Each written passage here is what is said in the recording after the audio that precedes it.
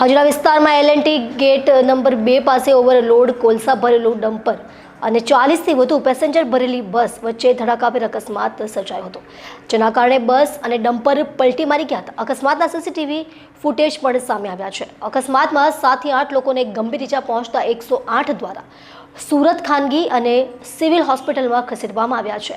અકસ્માતમાં વધુ તપાસ હજરા પોલીસ કરી રહી છે। સુરતમાં અકસ્માતોની સંખ્યામાં વધારો થઈ રહ્યો છે, ત્યારે હજીરા સ્થિત આર્સેલર મિત્તલ નિપ્પોલ સ્ટીલ કંપનીની બસ હજીરા નજીક તેને અકસ્માત નડ્યો હતો। અકસ્માતના સીસીટીવી ફૂટેજ પણ સામે આવ્યા છે। બસમાં સવાર 50માંથી 15 જેટલા મુસાફરોને ઈજા પહોંચતા તમામને 8 એમ્બ્યુલન્સ મારફત સારવાર માટે હોસ્પિટલ ખસેડવામાં આવ્યા હતા। હજીરા વિસ્તારમાં ડમ્પર અને એએમએનએસ બસની વચ્ચે ગમખ્વાર અકસ્માત સર્જાયો હતો। બસ અને ડમ્પર બંને પલટી મારી ગયા હતા। બસમાં 50થી વધુ લોકો સવાર હતા। આ અકસ્માતને પગલે 15થી 20 જેટલા લોકો ઈજાગ્રસ્ત થયા હતા।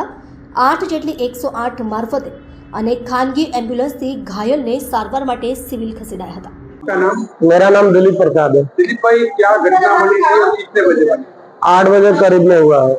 ये कितने लोग थे आप लोग? 40-50 लोग करीब थे। क्या हुआ था? कहाँ जा रहे थे? हम लोग ड्यूटी के लिए जा रहे थे। फिर क्या हुआ? तो हम लोग ड्यूटी के लिए अच्छे से जा रहे थे, हमारा गाड़ी भी अच्छे से जा रहा था। वहाँ पे यू टर्न में 2 नंबर एलएनटी गेट के सामने डंपर वाला लाके हमारे बस के बीचों बीच मारा, हमारा बस पूरा पलटी हो गया। ओके। इसमें कितने लोग थे बस में और कितने के लोग थे? मौत तो अभी इधर मालूम पड़े एक आदमी का हुआ है बस, और एक आदमी और बाकी आदमी का पैर टूटा, हाथ टूटा है। बाकी सबको थोड़ा बहुत सबको इंजरी आया है। अंदाजे बस में कितने 50-60 लोग होंगे? नहीं, 40-50 आदमी सबको लगा? सबको लगा है। थोड़ा बहुत कुछ आदमी ज्यादा सीरियस भी है।